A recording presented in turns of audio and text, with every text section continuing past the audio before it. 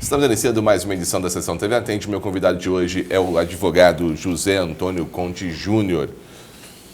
Juninho, seja muito bem-vindo à Sessão TV Atende. Obrigado pelo convite. Vamos conversar. Juninho, hoje se fala muito em dívida. Muitas vezes a pessoa ela não tem aí, passa por um momento difícil, vai lá, faz um empréstimo, esse empréstimo vira outro empréstimo, e o que era uma dívida acaba virando um superendividamento. O que é isso? João, o superendividamento é aquela situação que a pessoa passa a se privar das suas necessidades básicas em razão dessa tomada excessiva de crédito, né, de empréstimos. A gente tem que pensar que se endividar em algum momento é até necessário e saudável, né, porque muitas vezes a pessoa quer ter acesso a algum bem, a algum serviço, e naquele momento não é possível. Então ela vai tomar crédito através das instituições de crédito para conseguir, no menor espaço de tempo, aquele bem ou aquele serviço. Mas o que acontece? A vida não é uma linha reta, né? As coisas não acontecem de modo linear. Então, às vezes algo imprevisto acontece e a pessoa começa a não conseguir cumprir com aquele compromisso que ela havia assumido. E como a oferta de crédito na sociedade atual é muito grande, todo momento as pessoas recebem ofertas de crédito, muitas vezes a pessoa se perde nessas dívidas e aquelas prestações começam a tomar conta do orçamento da pessoa de uma forma que ela se descontrola. E isso passa... Geralmente os especialistas falam que o adequado é que no máximo 30% da renda seja comprometida com crédito. Mas aí isso já vira 60%, às vezes 100% da renda da pessoa, e a pessoa não consegue mais sobreviver de uma maneira digna e pagar a obrigação que ela tinha assumido anteriormente. Nessa situação se dá o superendividamento, que ao invés da dívida ser algo saudável para a pessoa, aquilo traz aspectos negativos até do ponto de vista da saúde emocional e física da pessoa. O que causa isso?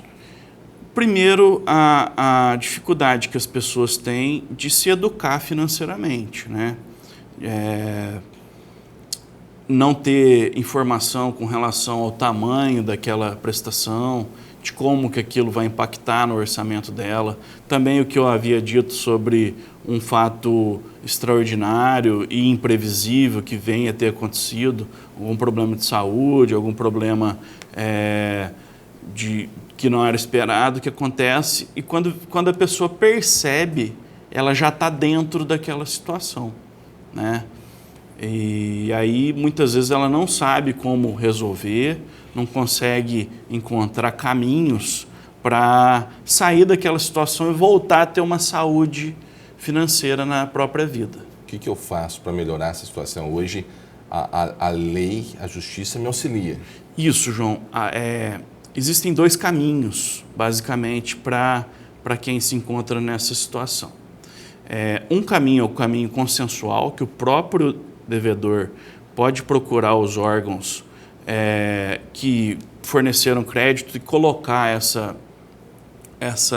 situação que ela está passando e tentar renegociar, explicar, falar, olha, eu ganho tanto e estou devendo tanto, o que você faz para mim, para a gente, para eu conseguir pagar? Por quê, João?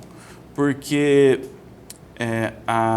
quando o credor percebe que o devedor está de boa fé, ou seja, ele está querendo pagar, querendo adimplir, ele vai possivelmente ter uma abertura e está renegociando isso aí em mais prazo, diminuindo taxa de juro, tirando multa. Muitas vezes esse diálogo, essa conversa é suficiente para dar um respiro para essa pessoa que se encontra nessa situação.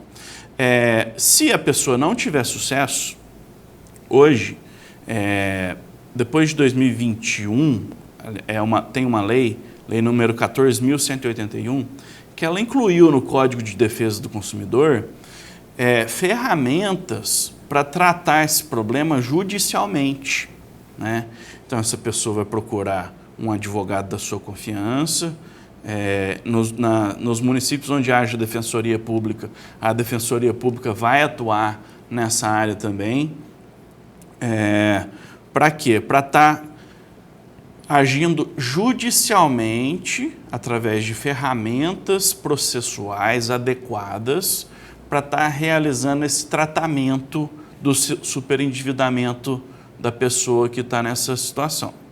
O que vai acontecer? Esse advogado, ele vai sentar com a pessoa, vai entender o que está acontecendo com ela naquele momento, quais são as dívidas, e outra coisa que é importante falar, não são só dívidas vencidas que entram nesse critério. As dívidas que estão a vencer, elas também podem ser renegociadas.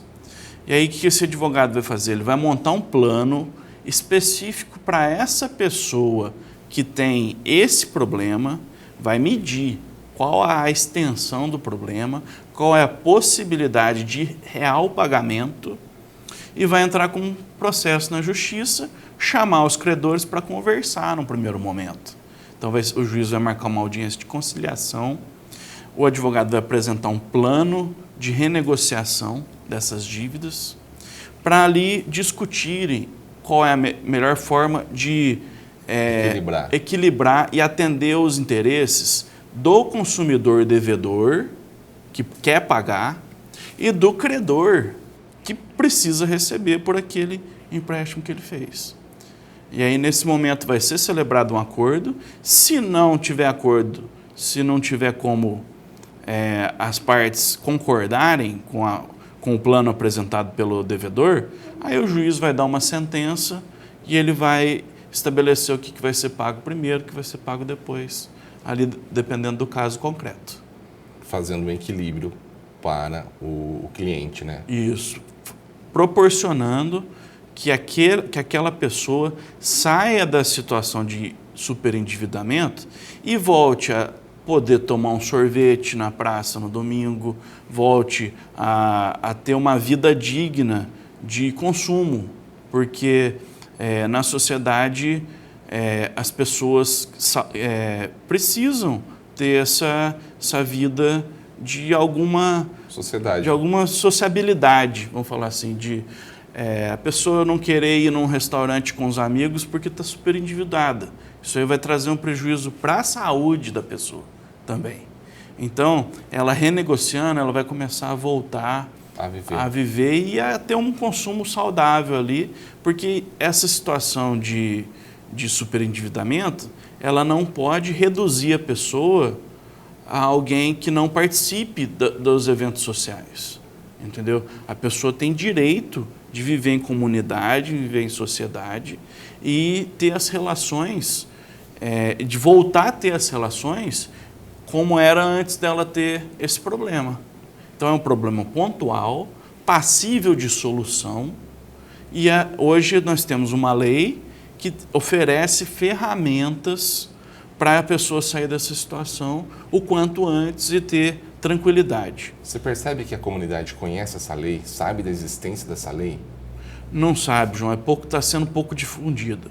Ultimamente, em Minas Gerais, o Tribunal de Justiça tem criado um programa para expandir o acesso aos mecanismos dessa lei no interior.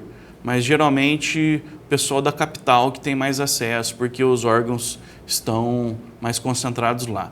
No âmbito daqui, a gente tem o PROCON, que vai poder estar atendendo as pessoas que estão passando por isso.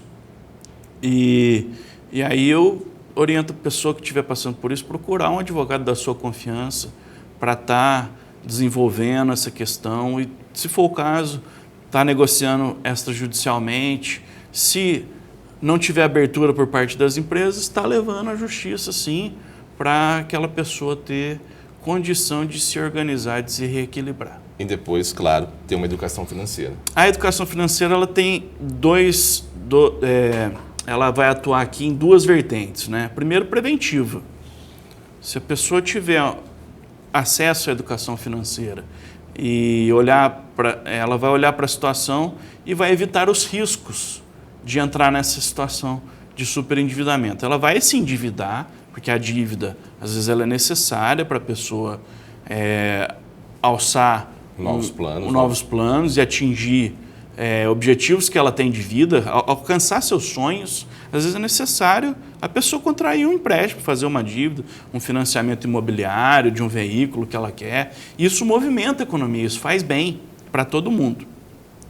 Mas a educação financeira vai, às vezes, colocar freio nesse ímpeto que a gente tem de consumo para que essa dívida não vire um superendividamento, que aí é prejudicial, né? Então, no primeiro momento, a educação financeira ela é preventiva e depois, num segundo momento, ela tendo acesso a essa educação financeira, ela vai conseguir amenizar os efeitos do que já aconteceu e aprender para que isso não aconteça novamente. Tá, joia.